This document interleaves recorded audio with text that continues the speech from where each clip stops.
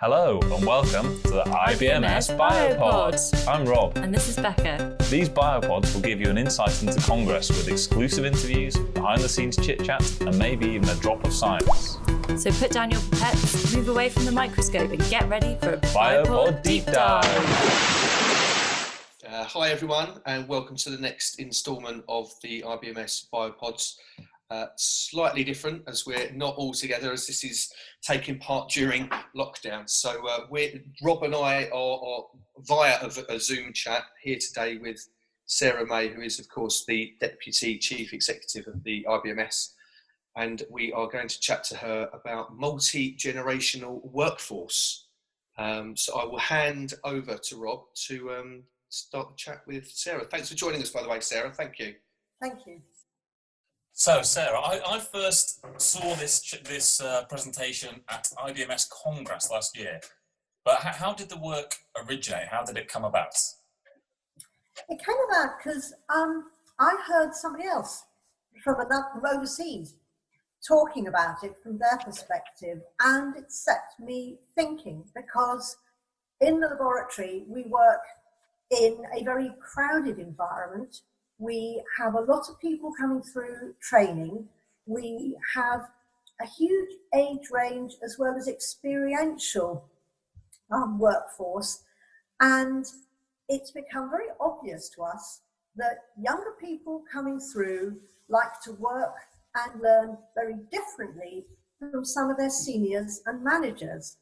And so doing a bit of research and thinking around, it became very plain that if we're to work happily and productively together, we need to accept that we have not just a socially diverse workforce or an ethnically diverse workforce, but we also have a generationally diverse workforce. When we can get the whole lot to understand that and get the whole lot to work together, everything works very much better. And is it is it a segregation by generation? So we've got the baby boomers, Generation X, millennials. Is it kind of broken up strictly like that into kind of different sections, or is there a bit more fluidity? No, there are. If you go on the internet, you'll see multiple breakdowns of generations, and there's a little bit of overlap, but essentially they break down into very clear groups. And the reason why we're encountering this now is that the rate of change from across the mid-20th century now into the 21st has accelerated. And if you think historically, we were fairly slow at changing. We were measured by the reign of a monarch, the Victorians, the Tudors, and the external influences that made people different didn't happen at the same speed. What we've seen since the Second World War is the rate of change within society, within technology, is massive, and it's this massive, rapid pace of change that's actually defining quite clearly different generations. So we start off, if you break it down, in the average workplace, and the laboratory is average in that respect, we've got four generations. We've got the baby boomers, which were born between 1946 and 1964.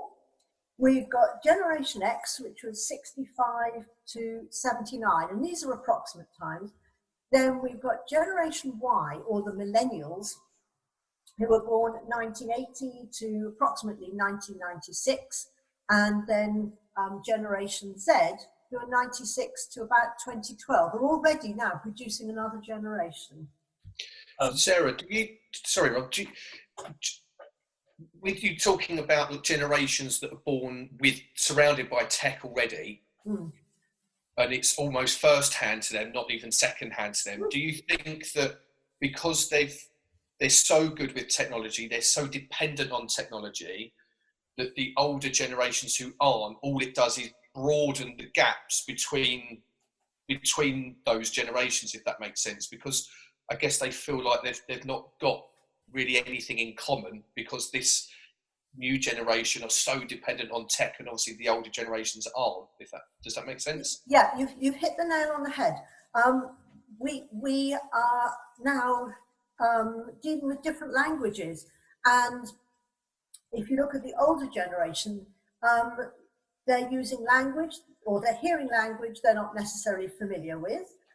They come across, or can come across, as very clunky and a bit laughable. And one of the sort of disparaging comments, you hear the millennials being called snowflakes by the older generation because they're seen as effete and somewhat delicate. The flip side is the younger people refer disparagingly to the older generation of, okay, boomer. In other words, dismissing a generation who are seen as somewhat out of touch and somewhat inept at dealing with the modern technology. So yes, because of technology, we're seeing a really sharply defined generational divide. Yeah, okay. Sorry if anyone got any background noise there. My mobile phone was going and I couldn't find it, and it was on vibrate under a pile of papers, so apologies if that puts anyone off. Is there any way of bridging this gap, Sarah? I think it's by understanding and recognising, and every generation has its strengths, and it's been, I think, far too easy to look at differences and maybe dismiss them or challenge them, rather than work with them to best effect. And it's very easy to generalise, but if you want to look at something, the older generation are very, their parents would have gone through the Great War, and that will have influenced the baby boomers. They are used to following orders. I won't say totally unquestioningly, but if you think about the after effects of wars and national service, you end up with a generation that's very comfortable with a hierarchy. They are used to working within a hierarchy and essentially following orders. They're very loyal. They are the last of the job for life people. They expect to have a relationship with their employer, and they are very, very hard working. If you look at Generation X, Generation X, they are different. They are starting to see the effects of being born in the 60s, sexual liberation, dual income families, and they're more self-sufficient because during the 70s we had a recession. They're used to probably the hardship and the stresses and unemployment that went along with that. So these are the people who are now middle and senior managers, and they don't have that same loyalty. They don't have the job for life work ethic. They are the 3-year managers who come in, change, move on. If you want loyalty, you get yourself a dog.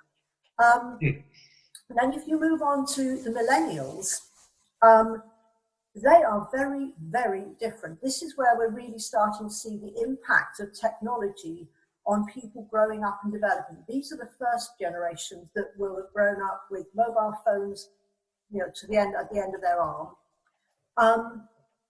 They're a much more idealistic generation. They like working in teams. They're different from Generation X in that respect. Generation X is more self-sufficient.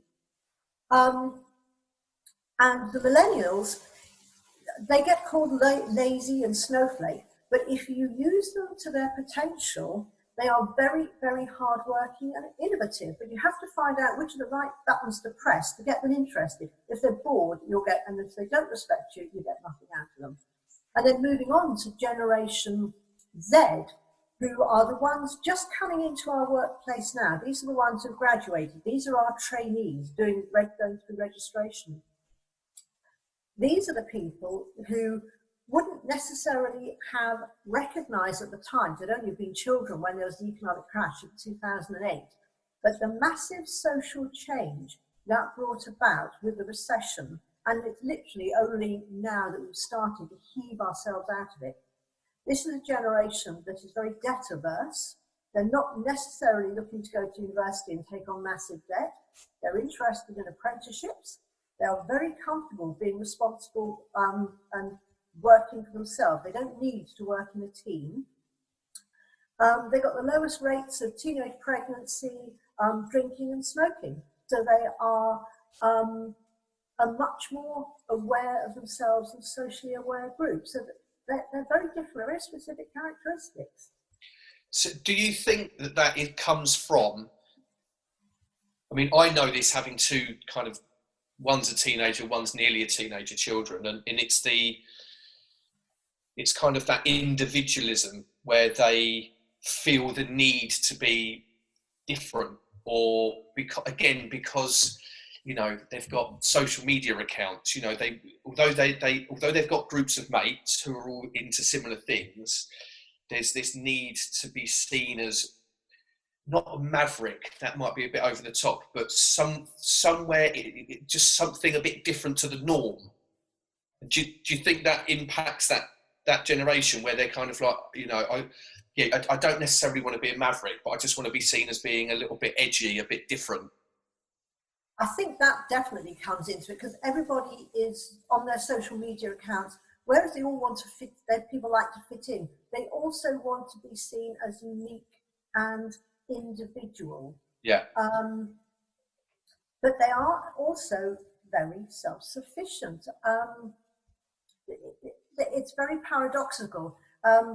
On social media, you're constantly looking for likes and peer approval, but at the same time, they're very happy to work alone. There is that element of self-sufficiency. So it's a peculiar mix. And social media, the internet generation, it's interesting the impact this has on developing brains.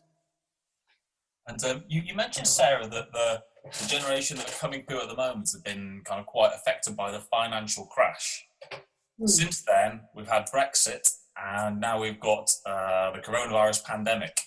Is it that generation who's going to be affected by that and have their worldview and their working life shaped by it? Or is it people who are still at school at the moment who are going to see the effects of those two quite major events?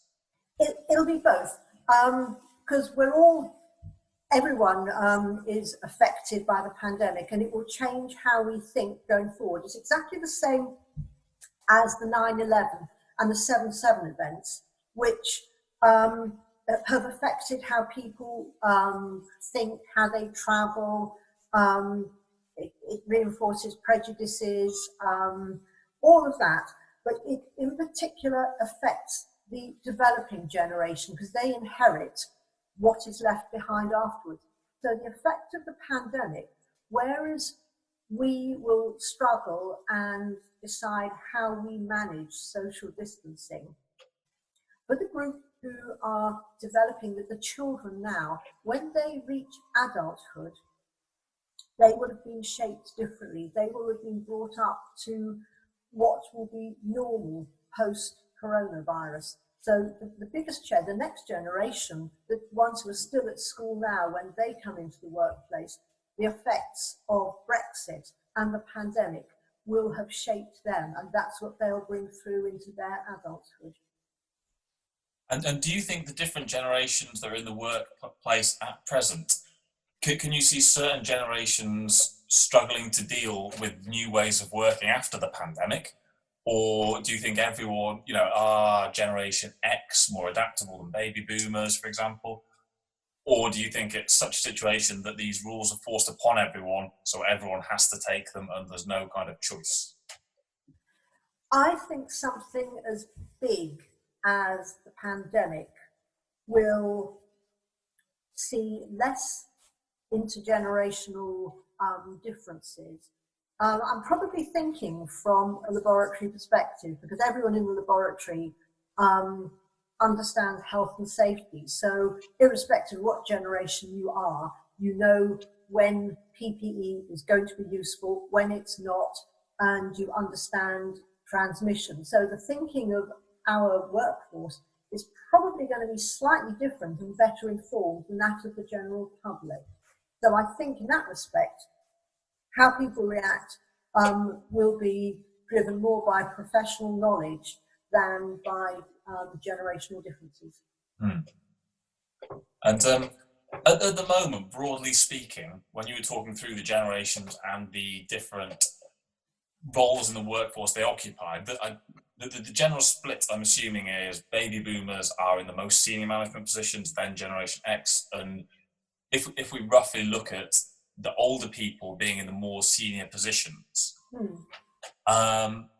because have we got hierarchical structures at the moment because the older people are in the most senior positions and they like hierarchical structures? As younger generations come through, are we going to see a change in the way trusts, laboratories are structured, or are we stuck with hierarchical structures forever, do you think? I think there'll always be a hierarchical structure because you have to have accountability. But I think how the hierarchical structure works will change. And the fact that somebody is senior, an older person might think the level of seniority and their experience gives them a right to respect. Whereas the millennials and Generation Z, respect is earned. It's not a right because of your job title or the badge you wear. I think in some workplaces, they are less hierarchical. You see a much flatter structure. You get that to an extent in the laboratory. You see various shifts, whether you have a lot of senior people or a smaller number. And economics will drive that as well. But I think the way the hierarchy actually operates, Generation Z, the most recent one, and to an extent millennials, they expect to be consulted. If they're working as part of a team, the fact they might be junior doesn't mean that they think their views are or should be less important. They expect to be consulted, they expect to be involved, and they look at the environment very much as a democratic rather than an autocratic one, and they don't respond well to well, it's always been done that way, or you just do as I say. They expect to be involved and they see the whole thing as a team. Although they might like working individually, they have their view and they want to be heard. And when I'm working with different people from different generations at work, I've never consciously thought, okay, here comes a baby boomer. Well, I must be more deferential, and do we naturally do this? Is it something where we naturally know different generations have different values, so we act in a different way towards people? Or am I just someone who's not very good and I'm treating everyone in a way where I'm slightly annoying everyone a little bit because I'm not tailoring stuff to their experiences and their values? Probably likely. Basically, am I annoying to work with, Sarah? I think it's a little bit both. I mean, I think we always, irrespective of who we're talking to, I think it's human nature to, in general, to moderate how we react to people, to how we think. It's easier to adapt yourself a little bit. And I think people might naturally be slightly more formal with older people, but not necessarily. The thing that it boils down to at the end is respecting people, whoever they are and whatever level they're at. And I think if a new person coming in to an environment, a young person, who feels that they're respected and people support them and want to help them to develop, they will respond well. And likewise, if an older person, people listen to them and actually respect that they've been around the block a few times and they will probably have been there, done it and got the t-shirt sometime. It's just basic respect of recognizing what people can bring to the table. And Rob, I think you managed very well, actually. Oh, thank you very much. Yeah. Not naming any names, Sarah, but have you ever had any clashes with someone who you think it was because of their values that are based on their generation? Have you had any clashes, and how have you resolved those if you have? Actually, not very. No, I'm not aware that I have. I'm very much aware that I'm a person. I'm quite happy to adapt to how people want me to be. So I can deal with that. So no, I tend not to clash, and I think it probably is because I'm happy to respond to people in a way that they would feel most comfortable, and I think that's the easiest way to be. So yeah, I think avoid a clash by not being too rigid. And Brilliant. that goes for all generations. I know the older ones are thought of as being the more rigid ones, but all generations can be rigid if everyone thinks they're right. So Yeah. take home messages, don't be too rigid. Don't take yourself too seriously. That seems a very good note to end it and go on to our quick fire rounds. Don't take yourself too seriously. No. So I'm going to pass you over to James, who's got the first round, which is the quick fire round. Right, you ready, Sarah? Oh, God, yeah. Just quick fire. So literally just first thing that comes into your head, as long as it's clean. You ready? Okay. What's your favourite lockdown day of the week? What's my favourite what? Lockdown day of the week. Monday. Oh, fair enough. Good. Where are you getting your COVID-19 news from? BBC News website. What has become your favourite lockdown meal? Actually, I really like a very homely roast. Comfort food. Good choice. What have you learnt about yourself through this period? I hate homeworking. Interesting. Okay. How much? That's interesting. And how much are you missing your colleagues out of 10? 8 out of 10. 8 out of 10. Have you become more tech savvy during lockdown, i.e. virtual meetings like this? Massively. Yeah. James, you'd never think I'm a baby. Yeah, it's the same for me. It's the same for me, if I'm honest. So this question then is interesting. Are you enjoying homeworking? I like it better now than I did at the beginning. I found it very stressful at the beginning because I actually like to separate home and work. And seeing that laptop on the dining room table sent me on a permanent guilt trip. But I'm now learning to cut it down and put it away. And then lastly, when do you expect life to return to normal? Oh, how long is a piece of string? I don't think we're going to get back to what we think of as normal for quite a long time. Certainly not this year. Fair enough. Thank you, Sarah. Pleasure, thanks. Rob? Okay, we've got the next round. Yes. So Rob, sorry, so this is Rob's overrated, underrated, correctly rated round coming up. Yeah, so it's quite self-explanatory, Sarah. I will say something you might have picked out from James' round. We've got a rough lockdown COVID-19 theme on these quickfire rounds today.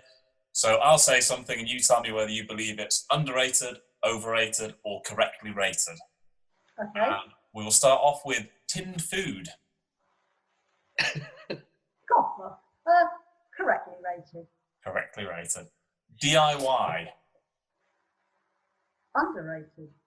Underrated. Have you been doing some DIY since this started, Sarah? Or? Oh God, my house is immaculate. Visiting parks. Correctly rated. Face masks. Not as in the cosmetic ones, as in the... Overrated. Overrated, and why is that? I think that people think that they are a protection. I think the average face mask is about as effective as tying a scarf or a sock around your face. It might make you feel a bit better, and it'll stop wet sneezes going everywhere, but it's not going to stop you catching a virus. Because all the time you can breathe through your mask, you are breathing in air, which will carry virus particles. Yeah. And social distancing. Correctly rated. Baking. Overrated, underrated, or correctly rated, Sarah? Oh, baking's wonderful. It's probably underrated. I think it's perfect therapy for a troubled mind. Yeah. Are you a cake or a bread person or a biscuit person? I'm a cake baker. I like a cake. Nice. Yeah. I keep promising I'll try bread, but I'm afraid it's the cakes at the moment. Yeah. The daily news briefings. I'm a control freak, so I think they're essential. Yeah, definitely correctly rated. Brilliant. And finally, Even if they don't tell me anything new. yeah. And the final one, overrated, underrated, or correctly rated, the phrase "the new normal." Oh, kill me now. I think it's correctly rated, actually. Yeah, we need to we're put going to something. have to live with the new normal. Brilliant. Well, that is everything. Thanks, Sarah. Thank you so much for joining us today. And Pleasure. I believe that for anyone who didn't see Sarah's talk at IBMS Congress last year, it was videoed. You can stream it on the IBMS website. So we will be tweeting the link to that. So Sarah, thank you so much for your time today. Pleasure. Thank you very much. Thanks for listening. We hope you enjoyed the episode. And don't forget, this can be used for your CPD. See you next month for another Biopod. This is Becca. And Rob, Signing off. Bye.